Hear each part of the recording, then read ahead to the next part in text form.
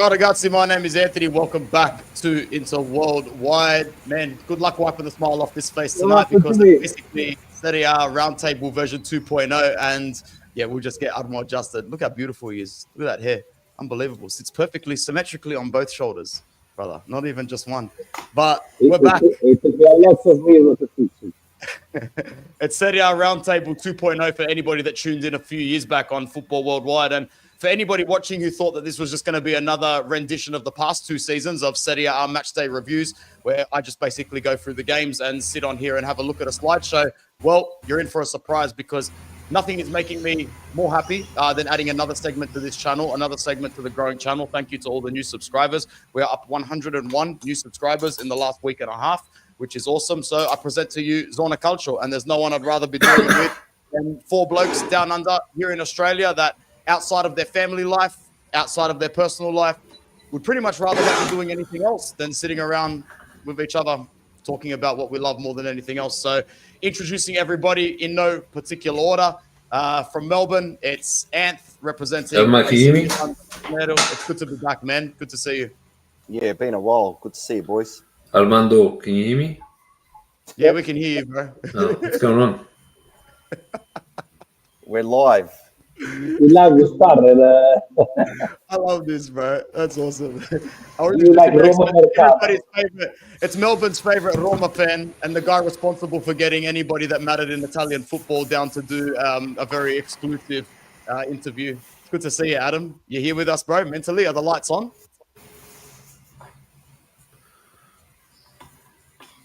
I think he can't hear us, man. I think he's flopped out already. I think it's like the Roma Mercato, delay.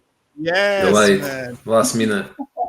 Delayed, Hey, last I minute. will tell him that's speaking to him. I don't think he can hear. Yeah. Armand, I'm going to give you your grace and your flowers straight away before anything. Congratulations. You ended the season on top. Come into the season on top. Things are looking well structured for you.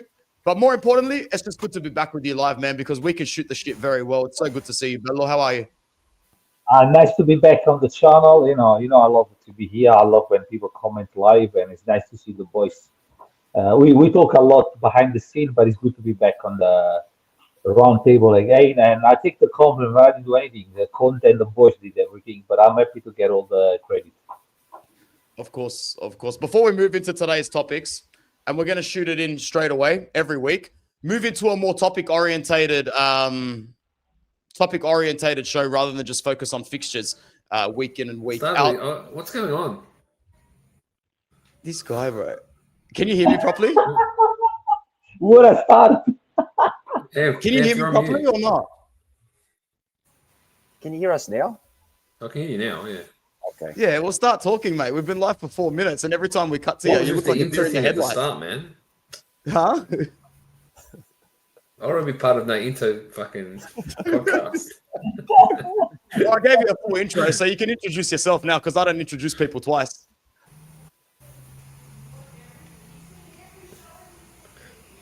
Oh, kick him out. The lights are on, but nobody's home, bro. Message him, Chala. Tell him to sort it out. Tell him to sort it out, and he can come back when he sorts it out. Apart from last season, we go into this campaign basically very similar to last season. I was saying to my friend at the start of the match day, everyone tried to shift as little as possible while trying to convince everybody that they were shifting mountains to move to the next step. And I think that our clubs have a very, very good rendition to say for that. I'm going to start with Armo because what an end to last season, bro. From Conte not being able to look, what's his name, De Laurentiis in the eyes when they're lifting the Scudetto, to not even 48. I'm going to say 36 hours later, a complete flip in all media headlines, all news, everything. Antonio Conte has been given the keys to the city, the keys to the new training ground, which you told me about 5 months prior was exactly what was going to happen. Oriali is there for at least another couple of years, and the project will continue at its highest form. You must be feeling pretty damn good about yourself and the club. If you remember, when we won the first title with Spalletti, I said that the power of football in Italy was changing. People laughed at me, and then we had a bad season when Spalletti left and Giuntoli left. And even then, remember, I I used to say, well, Juric is no one. Juric is the contract guy for Napoli. People still laugh at me. There was a bad season. Napoli learned that here how to handle the pressure of victory. I think there was a very good season. Now, when Conte arrived, me and you spoke about behind the scene a lot. And even when they start talking about Conte's leaving, I always been very, very confident they was not to leave. I always knew that him and De Lorenzo were talking about the training camp, the campaign, the market, and everything. So I was not for once doubting that Conte was going to stay. I never follow up the media rumors. I think there was more Conte played the media to make sure that De Laurentiis is going to put some money into the mercato. But I don't think he ever had a talk about, because right now, honestly, and I don't want to sound like a arrogant freak, but honestly, in Serie A, there is only one team that can put money on the table and go pay players, and that's Napoli. Conte knew it. Where are you supposed to go? To AC Milan with the American owner that are selling for 230 million, they're only investing 1/3 of it. You cannot go back to Inter, and therefore will never go back to Juventus in the financial situation Juventus is now. So realistic for Conte, there was only one place in Serie A to stay, and was Napoli. We're the only team that can put cash on table right now, and we've been proving. We went to buy players for whatever we want. Yeah, fair enough. We'll just test this out. Tona, all good? I'm here. Can you hear me? Beautiful. Can hear you perfect. You all good? You're not delayed? You can hear me? Go. Yeah, no, it's all good. Perfect. Welcome, How you been, man? Melbourne's favorite Roma fan. I've been well. Great to see you guys on the small screen again after a while in the wilderness. Good to see this podcast and Serie A discussion back. Beautiful. Anth, I'm going to go to you next, man. Before we actually move into results and anything that I want to speak about, your overall thoughts on the way that you guys ended last season and the overall way that you've approached this season. A couple of good moves in the market, but overall more just a melting pot of a bit of a mess, hoping that something works out, right? That's how it feels, Anth. Same as the last year, it was a mess. And it feels like we've started in the same fashion this year. I mean, a few good signings, but overall, some of these names that we're pulling in, who are they? I just feel like it goes back to, the years when we signed all those signings, but there was no structure. What's that? No, that's my mate Christian. My mate Christian, very, very observational dude. Yeah, I don't know. There's all this hype around Milan from some of our supporters before the season started. I don't get it, to be honest. I'm not sure why. I think it's disjointed. The transfer market has been all over the joint. I mean, we're talking about signing Nkunku now in the final days of the transfer market because this Harder guy doesn't want to cut, or, Sporting's delaying on Harder, who's a benchy at Sporting, and we're desperate to sign him. We couldn't get Højlund from Man United. Napoli's sewn that up. It just feels like a bit of a mess. I don't even know who's running the joint there anymore. Who is it? Ibra, Tade, Fulani, what's Scaroni doing? It just feels like from the top down, it's a bit of a mess, to be honest. Yeah. We'll come back to that soon. We'll move straight ahead to a couple of topics so that we don't stick around here forever, because we will if we don't. Otherwise, there's 14 people right now on Inter Worldwide. Like the video, subscribe if you're new. And yes, Mr. Flow, the content will keep coming in all diverse forms this season. There's a lot of hype around this kid. There's a lot of hype around this club. There's a lot of hype around this project in general. Like, let's face it, there's more hype around this project than there's been around Napoli winning the Scudetto last year over anything. This is the main topic of news coming out of Serie A. I have a feeling that, maybe one or two of us will think there is a little bit too much hype around it. Maybe it will sort of die in the ass at some point. But in terms of its financial backing, it's the first of its kind in Serie A in a long time. It looks like there's some pretty important people behind the investment side of things. And I dare say, I wanted to say last season that this guy was a one-season wonder, but he's pretty damn good, even if Adam doesn't like the way people cover their face when they celebrate goals. But I'm sure you don't mind when Dybala does this, right? Yeah? Correct. Yeah. Exactly right. So, yeah, we've all got Paz is good, but is he that good? Let's start with the guy who's not going to say he's that good. Armando. Oh, actually, I like him. I think he's very good. I think it's a very smart move. I think Como will replace Atalanta in the long run, in the medium short run, actually, not even long run. I think Como has a project that started 3 years ago with the appointment of the coach. They also, make the coach part owner of the business, give them some share of Como. and that's one of the reasons why he never left Como and go to Inter this summer. Yep. And the way they're structuring the Mercato is quite smart. They're doing some very good sign, and I won't be surprised if Como qualify for Europa comps next year at the end of the season, and they can push to replace Atalanta eventually. The squad's young, it's energetic. Sergio Roberto's there, Alvaro Morata's there for a little bit of experience to balance it out. Now, I think that they can definitely maybe give a shout for a Europa League spot. I do think that they do maybe fall a little bit lower, but we're obviously not talking about placings at this point of the season. I just think that they're happy to enjoy the ride at this point while the pressure is still off. I think pressure changes everything. Adam, your thoughts on the biggest project coming out of Italy at the moment? Yeah, interesting, and it's really when you sort of dig a little bit further and read a little bit more about what they're doing at Como. I think Fabregas is, I think, one of the up and coming managers in world football. When you look at managers, I think what you look at is, can you see distinct style in what they're trying to achieve on the field, and with Fabregas, that's certainly the case. Who wouldn't want to live on the banks of Lake Como? Any of these youngsters coming through. And Fabregas made a good point last night. I watched a clip last night where he was comparing young talent coming through Spain compared to that of Italy. And because he was asked the question, why are you signing so many foreign youngsters?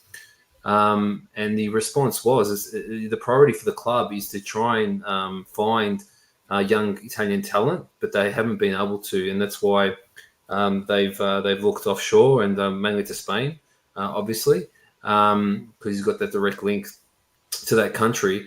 So it's probably a broader discussion around young Italian talent coming through. But what Fabregas does differently to a lot of other Italian managers, maybe because he doesn't have the pressure that some of the top managers at the top clubs have, and that is giving these youngsters an opportunity.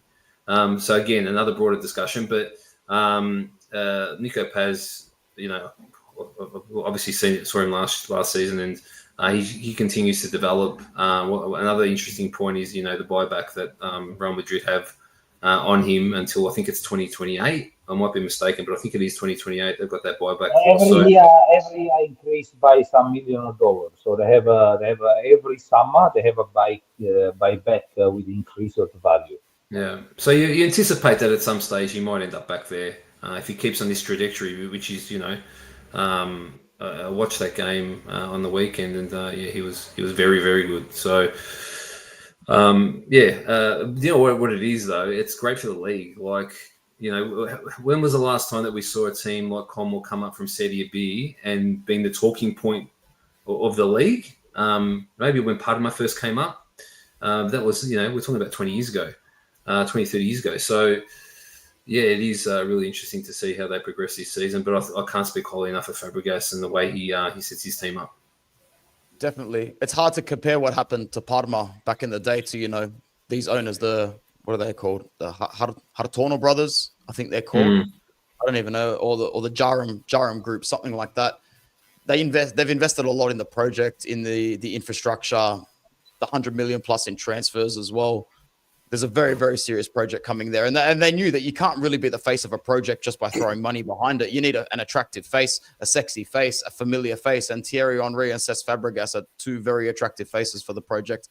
Anth, any comments on the Como project and situation before we move on? Not a lot. I love Nico Paz. I think he's a great player. I watched him a lot last year. I saw the highlights of the game. Looked like they were pretty comfortable against Lazio too. And it's not easy opening round to win 2-0 against Lazio. So credit to them. I thought Inter were making a play for him, man. Was there nothing in that? Inter were only making a play for him because he's from Argentina, and we have Javier Zanetti who likes to go to a restaurant here and there that knows someone who knows Nico Paz. So that was just another media headline. If you know Inter's financial situation and the Nico Paz situation, you'll know that it started out as a $50 million player. He was 60 million euros by the end of last season, and now they've knocked back a $65 million package from Tottenham. Inter can't afford a 65 million euro package. So unless you really live your head in the clouds, you live your head in the clouds, I never thought he was coming, but that's just me personally. Armand. And Real Madrid will never let him go. No, they find the perfect package. They put in Como. Como is nursing him. He's growing for the Real Madrid. Not gonna. They don't need the 50 or 60 million dollars. They need to create the next superstar. That's their investment. That's their project. There is no way we'll go to any team. it will stay in Como. Yep. I'm going to start with you, Anth, on the next topic, but I'm not too sure how much you've paid attention to Fiorentina in the off season or just the squad that they're building. But to my surprise, I actually thought they'd give Pioli a little bit more. This looks like shit. This is a bad squad, in my opinion. It's probably the worst Fiorentina squad I've seen in a few years. To be honest, their attack's actually not too bad. It's unnecessarily deep with some of those names, to be honest. You need to be making some space there to fill it into other spots. But long story short, Fiorentina didn't have a great match day one at all, did they? They drew 1-1 to Cagliari, and very early days, but I don't think an experienced Robin Gosens was ever going to provide too much help, nor would Edin Dzeko. And I'm one of Dzeko's biggest fans, a timeless player. Inter would have another Scudetto to their name if Edin Dzeko stuck around as a backup striker instead of a couple of other bums that we've had. Your thoughts on Laviola this season under Pioli? It's an interesting one, and it goes back to what Tuna says. If you look at this squad, I think it's interesting they've got a fair few Italians in there. So I'd be interested to see how these Italians go. You know, the comment about Fabregas looking for Italian players and not being able to find them. But if you look at Fiorentina, they got, you know, a good bunch and a good core of Italian players. So I think Pioli is good at bringing the squad together. You know, he got a lot of criticism at Milan, you know, early, well, probably later on. But he has got the ability to bring a squad together and get results. So I'm a bit more optimistic on this team than you are, Anth. I think they might still be in a chance to qualify for Europe. You know, they've signed Fazzini from Empoli. He was from Empoli, wasn't he? Yeah. He's got some talent. You know, they've got Fagioli in there. They've got a few good Italians in there. So I'm a bit more optimistic. I think with Pioli, you know, bringing them together like he did at Milan, won a title at Milan. He's got, not that they're going to win the title, but he will have the ability to bring them together. So I still think they'll finish top half. Possibly top half. I just don't think that they're going to make a run at Europe, or at least flirt with it this season. I just think they're going to be 1 or 2 gears behind. But as always, happy to be wrong. Any comments from the other gentlemen? I'll go to you, Ads, next. Adam, any comments on Fiorentina? I just think that they're missing that link between. I know they've got Gudmundsson, but they're missing that link between midfield and attack. I mean, they've got Moise Kean leading that line, but I just felt there's something missing there. Like they had Zaniolo sort of playing that role last season in the back half. He's now gone, obviously, and I don't think they've actually replaced him or someone of that caliber. So I don't know how long it's going to take for where Dzeko's out in terms of. I know he was on the bench on the weekend, but he didn't come on. But you know they've got some experience too. Like you know, you got look at Agnelli coming through. You got Gossens there. You got Fagioli, Moise Kean up top. I'm sorry to interrupt, but I do think that they stand to coup a bit of money back because Juventus need to foot the rest of the bill for Nico Gonzalez. So I'm not too sure if they're even done in the market yet. They're going to get it. They better hurry up and spend it because the market's coming to a close, as we know. So I don't know if they've got the money. I don't know what they're sitting on, but I don't see them moving any higher than they finished last season. If anything, they might regress a little bit based on what you said earlier, Ant. So obviously. De Gea in goals, which is, he was a saving grace from a lot of games last season, as we remember. So keep up that form, and he might save him a few times. But I see him finishing outside of the European places, definitely. That's what he does, David De Gea. He's a world-class shot stopper. He saves teams from being embarrassed, and he collects some scrappy points along the way. Any comments on Fiorentina before we move on? Look, they're about to sell Komotso as well, so they're even going to be even more weaker. So I don't see as a green as you guys mentioned. I think they're gonna drop on the other half of the league. I don't see them be a threat to anybody at this stage. Having said so, the first game of the season they consider a goal on 94 minutes. You know, the other ways we're talking about a victory. It's always also depends. It's very hard to judge because it depends what kind of pre-season they did. Because we done a lot of pre-season to start.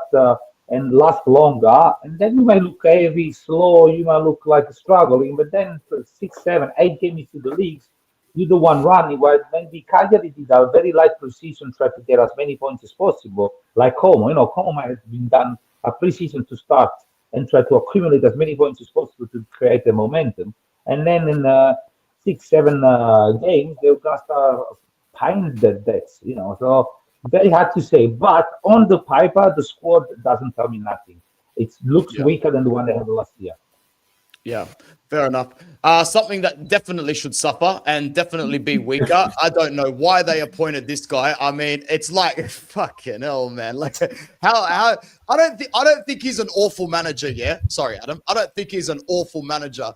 But you can't go from Gasperini to this. You can't go from this stylistic way of playing to this. It would completely fuck with these players' heads. It's not good. It's an awful appointment from a tactical perspective, from a man management perspective, from even Juric perspective for his career. None of this made sense to me. Armand, we're going to stay on you for this one because I'm sure you got the reality is I want to know his agent. I want to know his agent, and I want him to become my agency to find me employment, because this guy got sacked by Roma and managed to set up a contract in England, in the Premier League, like the week after. And then he beat the record where never a Premier League team got relegated with 7 games in hands. And he scored a bench job at Atalanta. I don't know, maybe I see the word upside down. It's like the more you fail, the more you can get better. And he was a disaster at Torino. I don't remember him being good anyway. So I really don't understand. And is Atalanta take a step back? Is Atalanta try to, cash in all the investment they've done in the last few years and, try to have a couple of seasons of rebuild? Maybe that's the case. So in that case, you only take a coach that you can utilize as a blind point. And because it's weird. They sold their main striker. They have no replacing. They go into the season having Scamacca. Honestly, I don't understand why they haven't sold what's his name? Lookman, because it's an interesting story with Lookman now, because they have this player. I don't know how they're gonna end up.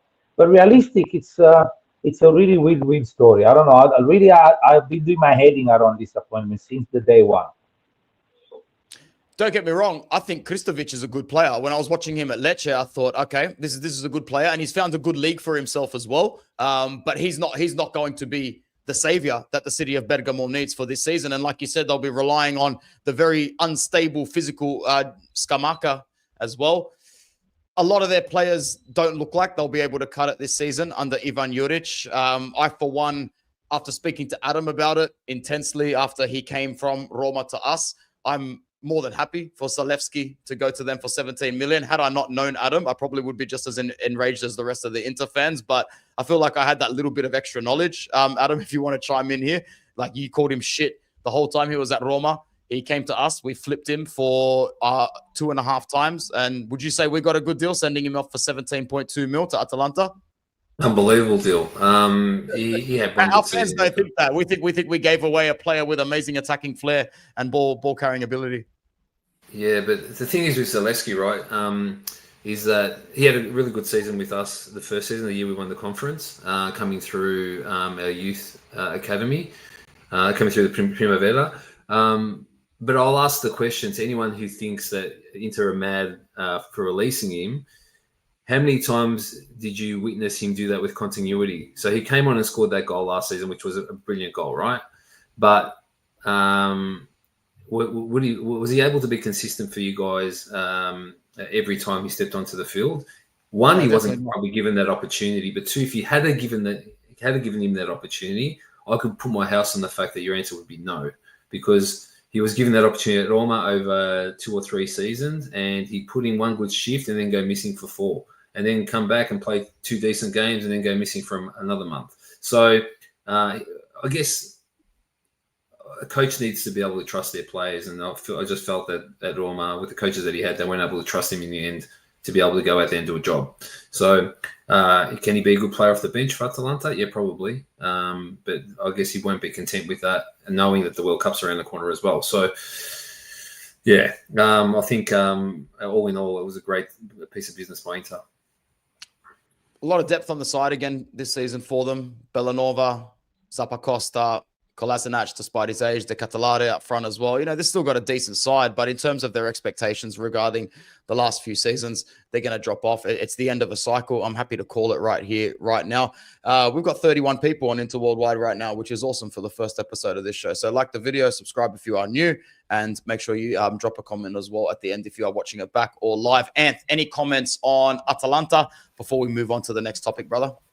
No, I agree with all of you. I think that's the end of that cycle. I mean, Juric, you're being kind to him. He's rubbish, in my opinion. If you look at his, I think the only club that he did okay was at Verona once upon a time when he was there. But post that, I think his win rate at most clubs is below like 30%. So I can't see him doing anything this year at all. Be lucky to qualify for Europe, in my opinion. Yeah, well, wow, big shout, but yeah, definitely not going to be hugging that Champions League spot like they have been in recent years. Let's talk a little bit about Juve, who started their campaign 2-0 win under, I almost forgot his name for a sec, Igor Tudor.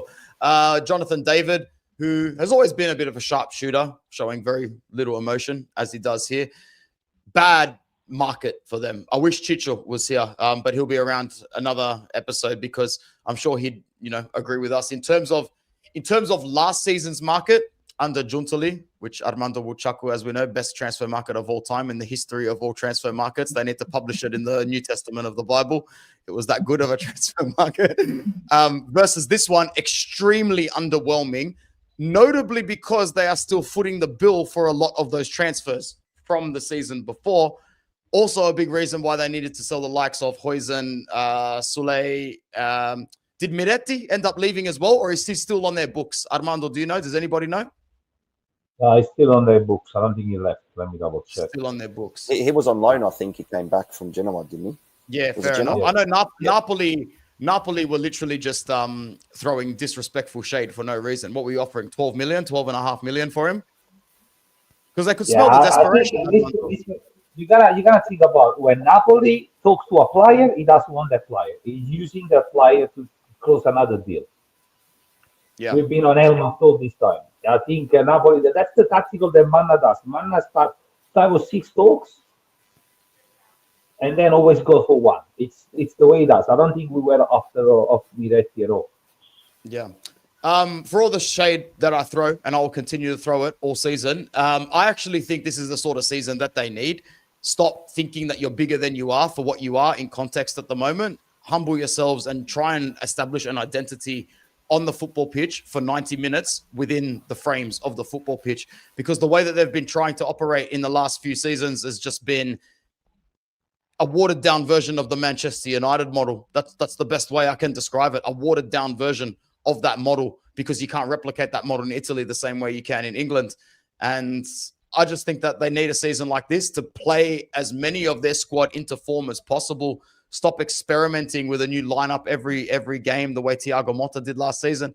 And I actually think they'll do all right. I think they'll make top 4. And I think that their fans, who I think now have finally humbled themselves a bit more, should be happy with that. But that's just me coming from a conscious bias perspective from the side of the enemy fence. So from top to bottom now, Adam, what are you saying? Unmute yourself, brother. Sorry, that's my fault. I told you to mute. I definitely see them being up there. For me, Inter and Napoli are the favourites for the Scudetto at the moment, in my opinion. I mean, Juve is Juve. They'll always shake it up at some point. So I must say, though, having watched that game, I did find it to be probably the most lackluster in terms of excitement on the weekend.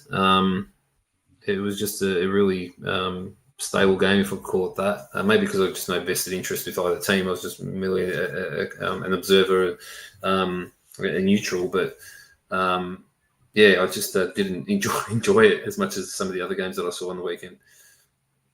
Maybe it's the style. I don't know, but I did give it a look, and I admit I didn't watch all of it. Probably watched about 75% of it, but it wasn't great viewing.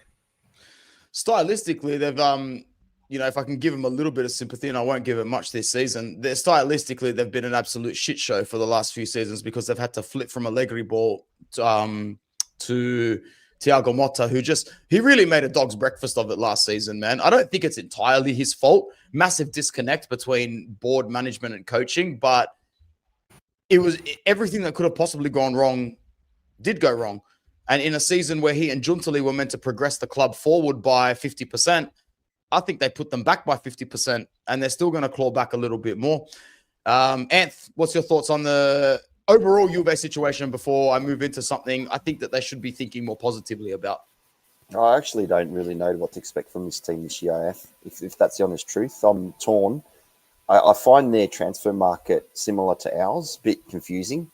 Even look at some of the signings from last year, like Lloyd Kelly, players like this. Like, what are they thinking when they sign players like this? It's a bit like Milan. Conceição, I think he's a good player. I think second year at Juve, he'll do really well again. But I'm torn as to whether they finish top 4 or they have a bit of a nightmare like Milan last year. I'm not really sure on this team. Yeah, fair enough. Armand, your overall thoughts on Juve coming off, a very bad season and coming into the season not looking that much better on paper? To be honest, I didn't understand the signing of David when they got a very good striker in the house. But I think we're gonna talk about that next. And everybody throw rubbish at Vlahovic, but I think Vlahovic even last year ended up scoring 14 goals in Serie A. And if you look at the Serie A later last year, you had only one player that went over the 20 goals, which was Bacala from Atalanta. Everybody else scored between 16 and 12 goals. So Vlahovic had a very decent season. And I hope they sell him because it could be the key player this year, the surprise key player. Overall, it doesn't scare me at all. They got a formation where, like, with the at the back they got Brema, which is okay, and then they got Gatti, Kalulu, Kelly, Cambiasso. In the middle they got Locatelli and Thuram. It's an okay team. It doesn't really concern me, and they play against a Parma that lost all their key players. So it's not exciting me at all. But I'm surprised that everybody talking bad about Vlahovic. It's I like him. Yeah, well, we're gonna move on to that now. So I'll stay on with you, Armando, and then we'll go to the other boys as well. For all the shit he cops, he still scores the goals. Whether he's bad mouthing them and comes on as a substitute, he still scores the goals. You got to remember, this is Dusan Vlahovic we're talking about. We were talking about this guy when we started the roundtable 3 years ago. He did what he did at Fiorentina for a reason. He did what he did at the start of his Juve career for a reason. He's just an egotistical prick, and when he decides to turn it off, he will turn it off, like any egocentric human being will do in their line of work. If you can ignite him in some way, shape, or form, he just might deliver you a product in a unique way that nobody else can. But we're not really talking about the Juventus that we all know, are we? From board, from management, from ownership. Exactly. So good luck convincing this group of players, like the other group of players with your current ownership, that this is the badge that you should be fighting tooth and nail for. Vlahovic thinks he's above the club. Anthony, but not only that, he played in the worst Juventus of the last 15 years. He joined the club when the club was started already. They picking down, and to be honest, we spoke about it. I was more happy if Napoli was going to go for Vlahovic than from Holland, whatever is the way you say his name. But for money reason, Juventus can't give him a loan, need to sell him, and Napoli doesn't want to buy now. He wants to get a player on loan. And plus, apparently, does not fit Conte style. That's what people have been saying. But I will take him. I think he's still one of the best Serie A striker after probably Lautaro and after Lukaku. I'll probably put him as a third or fourth, top striker. So I think Juventus is gonna find out that even this year he's gonna be the one. I think why he copied a lot, because it's easy to blame a player from the fan base. The club made it look like it was always his fault. It was like almost like a deflection towards him than anything else. It was the easy guy to blame. But Juventus has been ugly. He's been playing this stupid football. You can't striker for that. Yeah. Look, I get what you're saying. It's easy to blame the bad guy, right? Because I'm just going to say it. Nobody blames Locatelli, who's not a bad player. But if you think that this player is the right player to start in the midfield for Juventus, I got to say, I'm happy every time I see him start the season for Juve because they bought him for 45 million in the Euros. He's never been worth $1 more than 20 million euros. He's a very bang average midfielder, man. So listen, I'm gonna give you the formation. Okay, Di Gregorio. It's a step back what I had before. Even Perin was better than Di Gregorio. Then at the back, the defender they got Brema, Gatti, Kalulu, Kelly, Cambiasso, and on the bench they got Pinzolo and Rugani. Come on. Chiellini, you know what I mean? Yeah, all good. Sorry, I think Armand's connection is just like slightly delayed, but that's all good. We can still hear him perfectly. And I was going to say, besides Napoli, you're the other squad in for him every single day. Would you take him? I mean, you'd take him over Nkuku, right? Which is the last name I saw this morning. 100%. I'll take him over that bloke from Sporting. What's his name? Harder. I'll take him over Nkunku.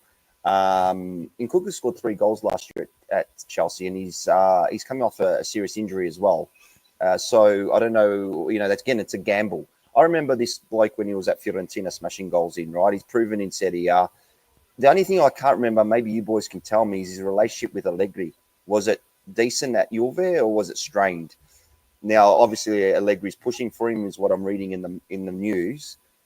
So he obviously wants him. But did he perform well under Allegri? I can't remember. I think he's still banging in goals. He's still scoring under Allegri. Yeah, because he had a much better time under Allegri than he had under Thiago Motta, obviously. Yeah. So, if you ask me, I think we can go for a proven striker who's done it in Serie A for Fiorentina, and he's done okay. He scored a nice goal on the weekend. And I think the way he scored that goal, I was watching the way he attacked the ball, it looked like a player that wanted to prove something. So for me, if we land Vlahovic, this might be, against some of the Milan fans, what they think, but I think he'd be a good signing for us up front. It's the thing is, if it's Napoli or Milan, you can't lose because he is a player that wants to prove himself. And if you're on the receiving end of this transfer, he'll prove himself for you. The only thing he doesn't want to prove himself for is the colors up on the screen right there. Ads, any comment overall about Juve, Vlahovic before we move on? Yeah, look, I'd kill for a 9 like Vlahovic. I think any team would in terms of his caliber, right? It just then depends whether he's a good culture fit for wherever he goes. And whether he's actually able to fall into line like the coach expects of all their players. So going back to your first point, Ant, he's egotistical. He thinks he's above Juve at the moment. He needs to get out of there. Where he goes, I don't know, but Milan will obviously be a good fit considering they need someone of his caliber. I'd love him at Roma in place of, I know we've got Ferguson now, but in place of Dovbyk. But, it's not likely to happen, obviously, but yeah, it'd be an interesting next 3 days to see what happens with him. Definitely. Igor Tudor, dead man walking or not? Let's keep it very, very short because I'm conscious of time. We're doing very I think so. well for time. You reckon where would you ballpark it? You think they stick with him or you think that they'd sack him if the going gets tough? No, I think anywhere between rounds 2 and 10 now. If the results don't go their way, I think we'll see him gone. I know that they've notched up that first win, but when the test comes and they start playing teams in the top half, and it's not working, I think Juve will do what Juve do, and the fans will voice their displeasure, and he'll be gone. But did anybody else not think that he was a dead man walking when they first signed him anyway? I think that he and Christian Kivu are passion merchants, and they're a very easy dismissal when the going gets tough eventually this season for both clubs. That's what I thought when they were both. I agree. They're both on low salaries. They both know that this is the dream job that they always wanted. They'll take the job no matter what. If the team is first, second, or last in Serie B, they'll take the job no matter what. So it was a perfect signing from board's perspective for both clubs. And that's what I think. I guess it'll all depend on what's out there at the time of if that time comes. And they do release him. It's just a matter then of who's available. So that will be considered as well, obviously. Yeah, fair enough. Armando, any quick thoughts on this? Yeah, I think it will be a chase between Milan Juve and maybe Inter, who's going to sign up Spalletti. Interesting. Anth, anything to add to Igor Tudor? Same. I think a few bad results and he's on the chopping block. Yeah, fair enough. Short and sweet. Unfortunate. Unfortunate. No, that's good. That's got to keep it like that at some point, or else we'll never finish this. Armando, you come in as champions. You sign Kevin De Bruyne because it's a very attractive city for his wife. Don't fucking bullshit me. This all started because you went to Dries Mertens' wedding, and his wife was like, "Babe, this is a nice city. We should retire here." He's like, "Yeah, no worries. I'm pretty tired anyway. I like to eat." He was already fat when he was at Man City. Watch this guy halfway through the season, bro. Watch him put it all away. But grace, bro, elegance. You can't. There are some things money can't buy. And for everything else, there's players like Kevin De Bruyne. So, congratulations. He's good. Man, I'm still. That picture, sorry, before you say it, that picture of McTominay leaning on his elbows. Did you see it? Watching the game from the sideline after he got subbed off. Fucking frame it and hang it in every single Napoli fan's house because this guy was treated like shit at Manchester United. You all know I watch Manchester United, take a massive interest in them. He was scapegoated for so many games because he didn't have technical quality, baller ability. The amount of money I made betting on Scott McTominay to score a goal and he would come through late was unbelievable. And here he is in one of the most beautiful cities on planet Earth, leaning on his elbows, watching his team win as a champion of Italy. It's poetic.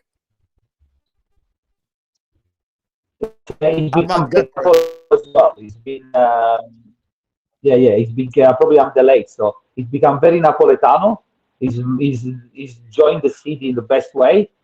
Very funny that when last year we had Brescianini do the medical, and then he went to Atalanta because Conte said, no, we can get McTominay. A lot of people said, Atalanta spoke Brescianini from Napoli. Napoli had to go for Plan B for McTominay. Man, if all the Plan B turned up to be like McTominay, I take Plan B anytime. What a gun. And to be honest, our midfielder right now, you got McTominay, you got De Bruyne, you got Lobotka, you got Anguissa. Find me a team that's got a better midfielder right now.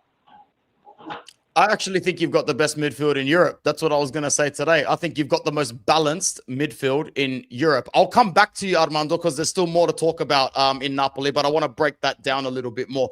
Adam, we'll go to you next. Initial thoughts about Napoli champions coming into this season.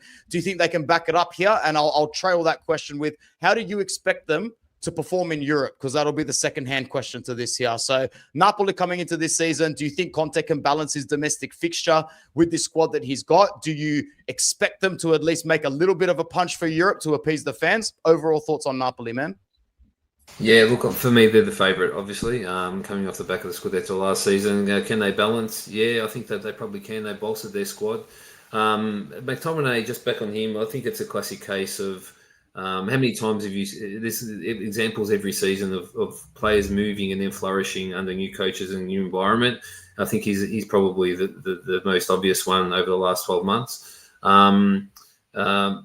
But yeah, like they're in sweet symphony, mate. I watched the game against the Swallows, just everything was they just look like a well-rounded, perfect team already. Their runs, their movement off the ball, their patterns. It's just like, it's great to watch. I can't, if they don't win the Scudetto, they're going to be up there for the majority of the season, fighting for it at the very least. Back to your point about Europe, and that's the reason why, is because they've got Europe this season, and they might not have it. They didn't have it easy last season, but they were up there for most of it. So, and only had to concentrate on that game once a week. So, squad has got bigger, a lot of depth, and yeah, I see them being that force again. How far they go in Europe is going to be the interesting question, and interesting for us to view. So, yeah, it's a great time to be a Napoli fan, Armando. Congratulations again on the Scudetto. And over to you before I've got a couple of other questions for Armando as well before we close out Napoli. Your initial thoughts on them going into this season? They look pretty good. Yeah, I love watching them. I think they're definitely the favourites for me, the way they play. I'm really enjoying this squad. I'll put my hand up. When McTominay went to Napoli, I didn't understand it. I didn't see the value in him. But watching him last year, he's quality midfielder. everything you look for in the midfield, and he scores goals as well. So he's brilliant, right? But there's just off topic, there's a Scottish revolution going on in Serie A at the moment. You've got McTominay, Gilmore, Ferguson, and there's a couple others. Ferguson's not Scottish, mate. Lewis Ferguson. He's not Scottish? Is That's Lloyd Bologna. Kelly Scottish? There's only one Ferguson in Serie A, mate. It's Evan Ferguson. He's proven nothing. But yeah, no, I love. You know, I want to see Napoli go far in Europe. It'll be the best thing if they can go deep and really challenge for the UCL. How good would that be? But for me, the best team in Italy. Absolutely. Just comments on that. Like, one game a week is a luxury, but it depends on what you do with that luxury. And if you come away with the gold, simple as that. And they were there all of last season, and I think that they'll be there all the way till the end this season. And in Europe, good chance for Conte to try out this disgusting format. I mean, Conte never liked Europe to begin with, so he's really going to hate the guts out of this format now. But it's also going to establish a new floor. Sorry, once you reach a new ceiling, it becomes a floor of tactical discipline and endurance in this side as well. So it'll be very interesting to see how this Napoli team adapts physically to the multiple games per week, because I think they are very well built for it. Armand, specifically for you, jubilation, joy, you've got 2 Scudetti in the last 3 years. The fans, I want to know more about the fans. How are they going into this season? Is it just going to be a party all season no matter what? Because let's face it, you are a fan base that cherishes what you do win and what you do have. Are you guys very much starting to get a little bit more aggressive, ambitious? Are you noticing certain trends in certain fans as well? These are more personal questions that only I'm interested in. So for me, selfish, talk to me. Listen, to be honest, let me take a step back. Everybody makes this mistake that talk about Napoli should win the Champions League, should go for the Champions League. If you know Conte, if everybody knows Conte, they know that Conte is the guy that wants to do things that never been done before. Remember, he jeopardized the Champions League. He jeopardized the final Coppa Italia final against Napoli to get the record point with Juventus. He will try to do anything to do something that never happened in Napoli, the back-to-back title. Every competition but Serie A. Every competition, he just hates it. He will play me in Champions League if he smell they might lose a point in Serie A. And that's why I like him. He goes, he smell, he focus in his pride, and he will go. I think with the new formation Champions League also, he doesn't need to worry about the pressure of the club who wants him to go forward to make more money. He's got 8 game guaranteed. And honestly, with that game guaranteed, you got a big chance to go to the playoff anyway. So I think this format should count more instead of the knockout, because he doesn't need to worry about play the best formation. I think Conte will focus even on the Campionato again. Fan base, man, we won 2 Scudetto in 3 years. We won nothing in 25, in 29. So we're pretty sure we're going to be happy as long as we are there fighting until the end. Inter, best teams on paper, but I 2 things Inter have a question mark for me. The age of the defender and the coach. If the coach turned out to be a good coach and the players managing to survive the whole season, which I doubt for the age, then Inter's still the best team on paper. Thank you. Well said. Well said. We've got a lot of issues and we'll get to us eventually. But last question for you, Armando. As you personally, what do you expect this season? What trophies? You expect a major trophy? Look, I won't mind finally to concentrate again for Coppa Italia again, because, it's always a good number. And it's always, but I think Napoli will definitely go for the title. I think it would be a nice run, and I'm expecting us to be fighting until the end. Then we win, we lose. Football is full of unexpected scenario, injury, other superstar coming out of nowhere. You cannot predict, you cannot plan success. You can work on your performance, but the outcome, the result, it's open to many factors. Yeah, fair enough. I'm also a big undercover fan of the Coppa Italia. It cops a lot of shit, but I don't care. Inter's won 9. I was really pissed off when they couldn't win their 10th last year, and any trophy is a good trophy. So any Italian football fans who talk down on the Coppa Italia, I can't resonate with that. Sorry. Sorry, Anth, over to you, mate. But Jesus Christ, that was comical as hell. Like I've said every time I've talked about it, this is a player who couldn't get past a 68 rating on FIFA 2008 on PlayStation 3 when I was homesick at school, trying to build him up just to sell him for anything over than 900,000 euros. And I didn't even know he was playing. I didn't even know he was actually in that team before the game as well. But more importantly, before we actually move on to the bigger picture, Anth, because prior to this fixture, and we shouldn't just talk about one fixture, I did think that you guys were sort of a dark horse this season. Like something weird was happening because you know what convinced me? It's the bloody Napoli 1 game a week last season. That's what it was. It was the juju of them keeping up with Inter. And I looked at Allegri coming into you guys and Ricci and Modric and the 1 game a week. And I thought to myself, Allegri, that son of a bitch, he's got something cooking. It's only been 1 game. Armando, how did Napoli go in the first game last season when you won the Scudetto? Hold on. We lost 3-0, but the day after we had Buongiorno, we had McTominay, and we had Lukaku. You know what I mean? You did something about it.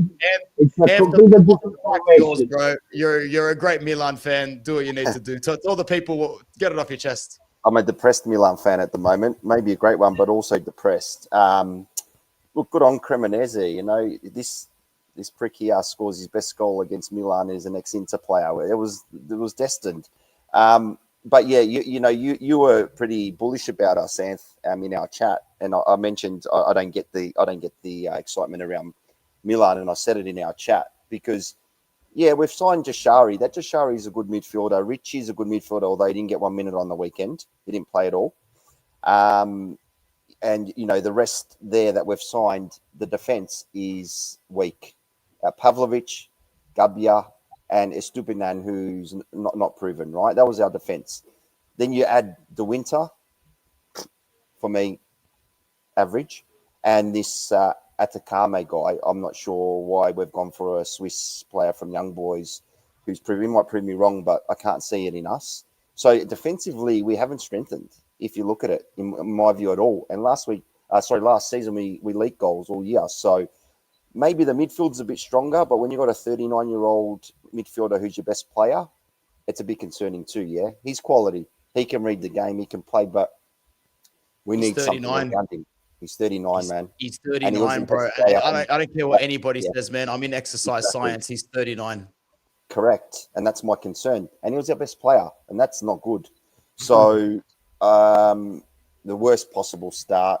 You know, then we've got the issues with the supporters. It just feels like it's an absolute mess. We have to bounce back this week. There's no option. I think our first 5 games are winnable. We've already lost 1. So, you know, hopefully we bring in another striker because Jimenez doesn't do it for me. I think really Jimenez doesn't do it for you. Nah, I just don't see him being a lethal striker who's going to bang in goals all year. I think we need to replace there. I think we need to bring Jashari and Ricci in the midfield and really get some youth in there around Modric, and see how we go. But I'm not expecting good things. If we're around the top 4 and challenging, I'll be surprised. Fair enough, man. Thanks for the honesty. I'll go over to the other 2 boys quickly about Milan before we move into Roma because I'm conscious of time as well. For me personally, it was all about the games. It was all about the games. It was all about Allegri just doing his thing. I don't know. Maybe I'm actually giving him a little bit too much respect because in terms of the managers that we've got in Serie A, he and Conte are the most seasoned veterans, right? I'm pretty sure they're the 2 besides maybe Gus Sperini. But in terms of top level, well-known managers, it's always going to be the Allegri and Conte league for as long as they're actually coaching in the league, just based on pure stature. Armando, over to you next. Do you think this guy's got an ace up his sleeve or do you think that he's clueless, just in a job because he needs to be a job? Do you see anything for Milan this season? Keep in mind, Armando, they've only got 37 important games left to play over the next 9 months. Listen, 2 things. Go yourself a favor after the show. Open up any formation from AC Milan from last year and confront it with this year. They have now 3rd or 4th option playing starting. They lost key player, they not replaced it. They struggled. I agree with Anthony. It was like 4th option last year, and now it's the 1st option. Allegri is a very good coach when he's got the players because he does have a football style. His football style is give the ball to the best player and go for it. We saw that at AC Milan when he had Ibrahimovic. We saw that at Juventus. He had the best formation. He had the best player, the best defender, the best goalkeeper, the best midfielder, the best striker. But it's not somebody that can get, let's say, water out of the coconuts. I don't think he will do anything good with AC Milan. AC Milan right now, I agree with that. Look, I follow a lot of AC Milan journalists and podcasts because I got friends in the club. And they desperate, man. They in a mess. They think there's chaos, total chaos. One day the club's trying to buy a player, and then Suddenly moved to another play, completely different position, completely different scenario. Even the midfielder that we're facing, Richie and the other kid, they're exactly the same midfielder style of play. They don't have any box-to-box midfielder. Who's going to run? Who's going to win the ball, you know? So I think they're in for a big mess. And until the Americans are in charge, I don't think anything. Listen, what they're doing really good is they buy players for 20 million. They play those players for a couple of years. They selling again for 30. Yeah. They make a big profit. As a profit club this year, you know how much money they made this year from Mercato? 230, 240 million dollars. Check how much they invested. They invested probably 60 or 70. Yeah. They've invested a bit. Ads, I'm going to move on to you because we are actually at the Roma section as well. Did you want to add anything to Milan while you move on to your boys as well, who got a very nice 1-0 opening day win over Bologna? Not an easy team to beat, albeit I do think Bologna is in for a slightly rougher season than usual. But 3 points for you guys is 3 points for you guys. Yeah, just to finish on Milan, I think we'll probably judge them once they're at full strength. I know Ricci and Musa were both on the bench on the weekend. I'm assuming they were on the bench because they're a little bit underdone going into the new season. Don't know if they had any injuries. We're selling Musa. We're selling Musa. All right. Well, yeah. Ricci has to come in, obviously. Yeah. Ricci's the blue ribbon signing for Milan in the Mercato. So I'm looking forward to seeing him run around. But yeah, it's not looking great. And whether they're going to invest in the last couple of days, I don't know. But this should have been done well before us speaking today. Iglitare was an interesting appointment for Milan, coming from Lazio. As much as I don't like to praise Lazio, he did some good things there during his time. But you've got Ibra and Tare there now. That and as Armando said, plenty coming in and not much going out. So I think it's going to be a tough season. But moving along to some more joyous news. First outing at the Olimpico. Another back to the pre-Mourinho, the Mourinho's first season of record abbonati and sellout matches. This one was a sellout, and you would assume that most home games will be a sellout this season. Played really well. I was skeptical because I watched our last pre-season game, which was played at Frosinone Stadium against some Saudi team a week ago, or a week and a half ago now, and we were very average. So, but bright lights and match day one, and boys turned it on. So it was really good to watch. This image, Anthony's from last season, by the way. Is it? I thought so, man, because I was looking at it and I thought to myself, why are they showing an image of Bologna? Actually, it's from 2 seasons ago. That's right, man. I was looking at it and I'm like, I said it had to be good. I'm like, oh, it's Angelino. It has to be right. No, Paredes was in there. So looking at our acquisitions, the boy that scored the goal, Wesley, right back from Flamengo, looks sharp, and I think he's really good. What's the most pleasing thing for me as a Roma fan is we finally got 2 solid fullbacks, and we haven't had 2 solid fullbacks for a long time in Wesley and Angelino. So Evan Ferguson, interesting acquisition. When the announcement came through, I'm like, oh, what? Isn't he injury prone? I actually didn't realize that he's only 21 years old. I remember him banging some goals in for Brighton, but then sent out on loan and didn't do much last season in the Prem. Looks really good, man. Strong, young, spirited. I think he'll be good for us this season. But I hope I don't have to eat my words. But from early signs, I know he didn't score on the weekend, but it's just the way he moves and his ability to hold the ball up.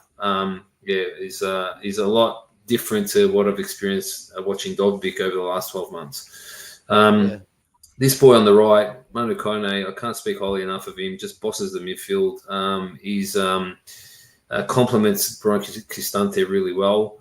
So they both had really decent games. For me, I've spoken about this on our chat, but Brian Cristante for me is probably one of the most underrated midfielders in the league. Definitely the most underrated midfielder in the league. Probably the most underrated Serie A midfielder in the last 10 years, I'd say. Does all the dirty work that goes unseen.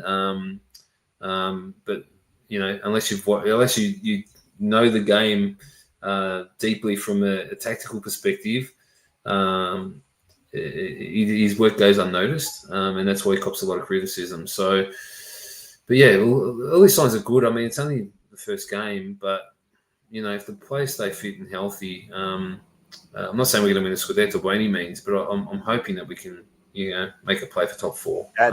Did you see the Gasperini style already? I'm intrigued by Roma this year. I want to see how they go. I think they're the most interesting of the top teams. I'm just so curious of what the hell I'm going to see. It's the standard Gasperini high press, man marking without the ball. So the question is, how long can you play at that frantic pace for? Yeah. Over a season when you've got Europa League and Coppa Italia as well. So the squad's bigger, and I think we'll probably end up signing another one before the window closes. It won't be Sancho, thank God. I think he's going to retire and follow his missus to the States or something, I read today, but it might be some kid from Chelsea. And I think we're going to sign Tsimikas, the fullback from Liverpool, the Greek guy. All the Leon Bailey's another one that's come in, who I'm excited about, but got injured during the first training session, so he's out for a month. Spewing. Ella Anuri from Lons looks good. Really excited by Wesley, man. Wesley and Ferguson. Wesley is an awesome player, man. I remember watching him 2 years ago, and he's played. I did some research on him a couple of days ago. He played almost 100 games for Flamengo in 3 seasons. He was very much ready at the age of 21. Very, very good player. I've got 2 questions for you because I know you're conscious of time. Do you expect Roma to have a sort of season where you start to turn over the squad very, very quickly in order to generate you guys as an Atalanta 2.0 model? And I don't mean that in a disrespectful point of view in terms of stature of your club and whatnot, just in terms of getting a financial wheel turning, because Gasperini, his greatest gift has been his tactical ability to turn players systematically into versions of themselves where their market value reflects the ultimate maximum versions of yourselves. You guys are going through some financial difficulty, as we all are in this country, bar Armando, basically. But basically, do you expect that to be a part of Roma's personality going forward? And secondly, was there anything to the Manu Kone thing to Inter? I don't think there was. I think it was just paper talk. And as we know with the Italian media, it doesn't take much for them to jump on something and run with it. So I'm not sure that there was any truth in that. I guess we might find out that one day. But back to your question, Anth.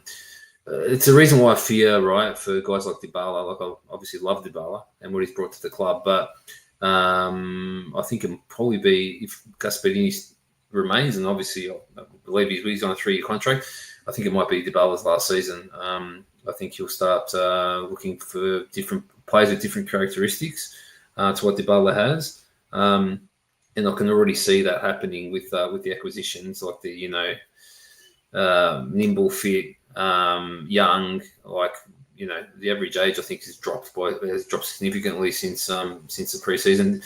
Interestingly, it's January will be our last Mercato under financial fair play. So as of the summer Mercato next season, we're free of that. So I think the squad's competitive as it is. With a free Mercato next summer, I think obviously we'll bring in a different caliber and we'll be able to spend a little bit more than we have, because it's not about us not having the money. It's about us being restricted because of the FFP. So, yeah. Anthony, you better rename this the Roma Worldwide. He's taken over on Roma. No, I knew as soon as I threw the mic to him, because I knew as soon as I threw the mic to him, he wouldn't shut up for a good 5 minutes, and I needed a break, to be honest, bro. That's why I got up twice. One thing I'm happy about is that we got Salamakers back from these guys. He's the most underrated player. I don't know why he gets so much grief. I'm glad Milan was there ever a conversation between your two clubs where you looked at establishing a fee, or was it just like we're nowhere near a deal here? We wanted to, but Allegri wanted him back. Yeah, and if we trade him for Vlahovic, I'll be filthy. I think we need to keep him. He's so versatile. He's I'm more glad we got him versatile. back from I was Roma. about to say offers something different. Yep. Yeah, fair enough. Ads, is that all the time you're going to bless us with today? Because to be honest, it was awesome. Yeah, sorry guys, I need to run, but look, it's great to be back. Great to be talking Serie A again, and yeah, let's keep it going. Absolutely, bro. It was good to see you again. I'll see you next time. You can see yourself Thanks, out. guys. Just remove yourself when you want. Ciao, Ciao. Ciao. Moving on to us, we did a good thing. Told my friend before the game, before I went to bed, you know what would be funny, cuz? If we win 5-0, and then I put my phone down and I wake up and I'm like, fucking hell, bro. I hate football so much. Inter beats Torino 5-0 in the opening day to at least show the fans that there is something about this season and something about this club going forward after ways that you can only end the season in the worst possible ways. I do nothing but bang on about this club on this channel 24/7. So this is my favorite part of this show every week, where I just throw the microphone to my brethren's on the side. There's 47 people here. We're almost at 50 for the first episode of this here. So like the video, subscribe if you're new. I look forward to all your comments after on. Thank you very much. 48 people live on Inter Worldwide. I'll start with you, Anth. Obviously, you would have enjoyed the way we ended last season. But more importantly, do you honestly see Inter being able to mentally recover and establishing some sort of significance event? Again, I've studied psychology in sport for a long time, and let's just say I'm very pessimistic. I know what the physical attributes of this team can do. I still know on paper, like Armando said, it looks like the best team on paper, name for name. But football isn't played on paper, my friend, and it's a little bit more complicated than that. Anth, what are your thoughts? If I'm honest, then your subscribers won't like this. I probably didn't show you guys any respect at all at the start of the year. I thought you guys would struggle with a new coach coming in. I thought the end of last year, how you finished last year was, psychologically, I thought it would have an impact on your squad. So I haven't really paid a lot of attention to what you've done in the market. And when I looked at you guys on the weekend, I thought, okay, they're still around. They're still strong. They're going to be up there with Napoli. And they've still got that basis of quality. Now, you'll tell me what they've added to the squad, whether they can cope. Because, last year I know it was a struggle towards the end of the year, and it culminated in winning no silverware from being in a really strong position in Serie A and UCL. So my initial thoughts at the start of the year were I can't see Inter challenging, but I've changed that view after round one. You look really, really strong. And Thuram, what a striker. I remember when Milan were looking at Thuram, and I said to you, who is this guy? Who cares? He didn't want to come to Milan. I don't care. He's a nothing. Again, I've got to eat my words. It's like McTominay. He's quality. He's the sort of striker you need that can bang in goals. And with him on song, I think he'll challenge Napoli. He'll be the biggest challenger this year. The thing about Inter is that last season, I really hated this, and I became a little bit unpopular on this platform because while everybody was gun-ho for the Champions League, the most important thing to me was to wrap up the 21st league title. Yep. We disrespected it, and we threw it in the ground. And I'm not saying this to be disrespectful to Armando, because Napoli deserve to be champions. Antonio Conte, for me, is the best Serie A manager I've ever seen in my life. I'm only 33 years old. He's the best at what he did, and he knew right up until the last second what it took to win that tournament. And he's coached Inter before. He knew exactly what our club was doing. He knew what Beppe Marotta was doing, and we had tunnel vision, and that tunnel vision was sacrificed. And that's why I've said on my channel, if this team can pay half as much attention to the Scudetto this season as it did to the Champions League last season, we will at least challenge Napoli 90% of the way. We've got the players to do it. Whether or not they've got the mentality to focus in on Serie A is different, because athletes are arrogant people. A lot of these athletes have won 2 Scudetti, one under Conte, one under Inzaghi, sniffed out 2 Champions League finals. You know what happens to a person's mentality when they fall short from a certain expectation, but then are expected to perform above a different expectation that they've already accomplished? It doesn't actually work out. The psychological frame is very bad. However, personnel-wise, let me give us our flowers. You fuck off Correa and Arnautovic for Pio Esposito and Boni. you're already smiling and leaning back in your seat just a little bit more, because that's just a model of football that needs to die in the ass. And I'm happy that it did with our club. The one advantage that Inter will have against Juventus is that when Beppe Marotta eventually leaves Inter, he won't leave us in the financial mess that he left Juventus contract-wise, because he legitimately won't get a chance to leave us in that mess. All these big old contracts need to go, and they are going, which is good. Boni is good off the bench. Very similar replacement for Thuram to ease his minutes. This Sucic character is expected to do very well. An engine in midfield replicates Marcelo Brozovic very well.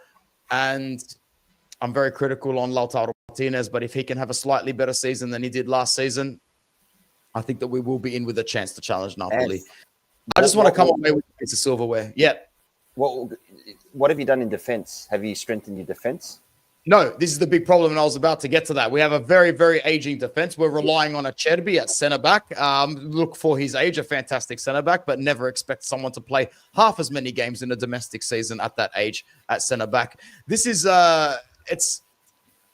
he'll never be as good as Chiellini, but Acerbi's season this season reminds me of Chiellini's last season at Juve, where he will be sporadically played into games every 3 to 4 weeks, and we won't actually have a defensive central identity until everybody realizes late in the season that he is finished. As much as I wanted to get Leone, he was not the answer for Inter, because we know how Italian football works, boys. Do you really think a Serie A team is replacing a 37-year-old who played in the Champions League final with an 18-year-old straight away? I don't care how good that 18-year-old is. It's not going to happen.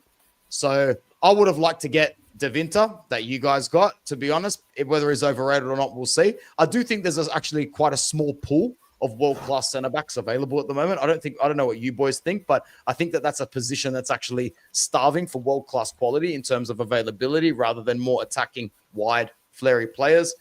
But yeah, I would agree. That's where our shortcomings are going to come this season, and we are one centre-back injury away from having a real problem. Benji Pavard on his day is great. I've actually thought his time at Inter has been a bit underwhelming. I would like for Jan Bisek to be played more into minutes and form. Our defense is a big concern, but thanks for asking. Armando, your thoughts on us? You beat us to the title last season. Do you think we'll be your closest challenge? Be honest. So, first of all, let's start with your last thing, defense. Man, Inter had first tried to buy Beckham, deal with him for 6 months, and then end up in Juventus. Last year, you guys could have taken Buongiorno. You'd done the same thing. They end up at Napoli. This year, you could have gone for one of the two centre-backs from Bologna. But still, decided not to go. Because one of the centre-backs from Bologna actually got a clause of 25 or 30 million. So you could have even taken him without signing him up. That's going to be your big question mark. Talking about last year, I think what Inter failed, it's not that much that they give it the Scudetto away, but they failed when Napoli dropped it. Because Napoli, up to the 5-6 games towards the end, were cruising. And then we start being hit with injuries. Buongiorno, Lobotka, Neres. That's when we almost bottled it, and Inter did not take the chance because they were too worrying about the Champions League. So I agree with you. Inter did not took the chance when Napoli bottled it. And that's probably is going to be a bigger regret for you guys. Because we bottled it. We sucked it up. We had players playing that couldn't even run. And you could tell. I know what you mean. I'm just going to interrupt you. It was two big games. The Parma one, where we're winning 2-0, and they come back 2-2. And then the Roma game as well, where we lose 1-0. And then the Lazio 2-2. These are the three big ones. The three chances we had to pip you, and we screwed them all up. And Conte doesn't do 1, 2, 3, but that's it. It's not going to fail back to back. This year, I agree with you. Look, I watch your short and your channel all the time, so I don't want to repeat what I said before. So your coaching, your defense is my question mark. But also, I don't know if you also, I want to add that third things that are going to worry you. You haven't done a preseason. You went to play the stupid Club World Cup. Yeah.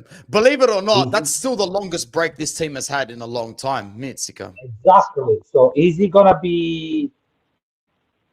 become danger? I think, especially with the aging defender that you got, he might end up buying in the long run. So that's my hope anyway, because on paper, squad to squad, you're still the stronger one. But you got all this question mark that if you guys can overcome this question mark, you should be up there with us head to head. Yeah, fair enough. Fair enough. We're not going to focus too much on Inter because I do it all the time here. We've been going for over an hour and I just had a really good time. For all the people that commented, thank you. We had a high of 48 people. There's still 44 of you here right now. I'm going to keep trying to put one of these out every single week. Whether or not any of the gentlemen can join me is up for conversation. Everybody's very much busy, but I really appreciate Adam, Anth, and Armando for clearly making an effort to get here tonight and being here again. We've all wanted to do this. I wouldn't have done this and brought these busy gentlemen in if there wasn't an invested interest in it, because it just feels great. So thank you very much, boys, for joining me. Thank you, Anth. It was great to catch up again, man. And I look forward to seeing you whenever you're available next. Thanks, Anth. It's good to be back and discuss what we love, which is Serie A. So how good is it to have the game back and we can have the banter on our chat and in here. But good to see you, boys. Absolutely.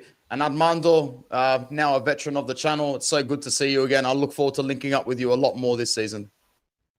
I'm glad to be back. It's great. I want to say thanks to all the boys that are watching. I've been reading the chat, one of the most active. Let me do one shout. Let's shout out to Ian Kerner, who's been commenting back to back.